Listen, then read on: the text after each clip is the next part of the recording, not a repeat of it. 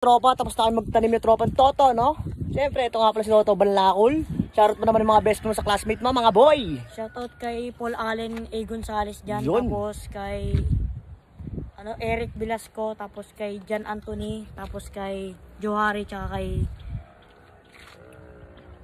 Sige lang boy, go. Yun, nakalimutan pa yung tropang Toto. O, diba? So, yun, kasama ko lagi si tropang Toto sa bukid. Siyempre, katuwang ni Elias Pogi yan dito, napakasipag na bata na yan. Sobrang medyo masama panahon. Sana nga umulan guys, kasi para makatulong din. Dahil nga yung bundok doon, yan, nakita nyo guys. Yung bundok doon, nasusunog yan nung last week to, no?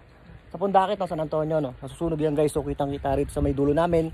Kasi nagpunta ko nung gabi sa dulo, so pakita ko parang may umapoy doon. Sana nga umulan para yung mga puno rito, madiligan sila kahit papaano. Sobrang ganda ng langit guys, oh. Diba? Diba?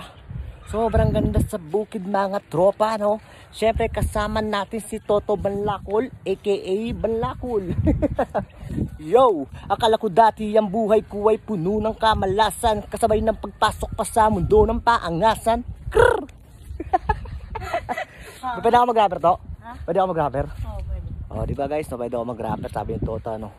Siyempre, alam naman tayo, dati tayo mga tambay-tambay sa kalye, marunong tayo kahit pa paano mag-rap, di ba? Rap.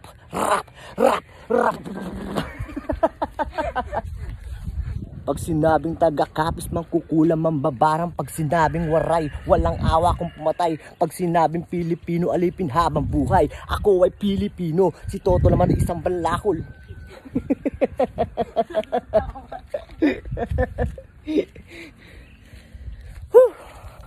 Grabe guys, sobrang asete yung tanim na lisogi, oh. Saging at malunggay sa other side dito mga tropa.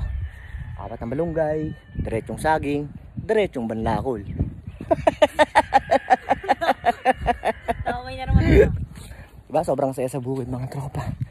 Kahit nakakapagod, siyempre masaya pa rin si Elias Pogi. Hindi na tayo makagala dito guys dahil nga wala pa tayong sasakyan. Akala ko talaga guys makakapagmotor ako dito, kaso yun nga lang, sama ng panahon, siyempre may pagsapalaran, lalo na lalakbay ni Elias Pogi. Bulacan to Zambales, tapos biglang umulan. Nako! Pasma talaga malalaboy. Ang pa sa tropang Toto, siyempre mag-operation naman kami, magdilig. Dahil sobrang init. Sobrang init kasi. Sobrang init. Ito naman kasama namin si Borok, ang pastor ng mga asong abnoy dito. Tapos tumigaw ko,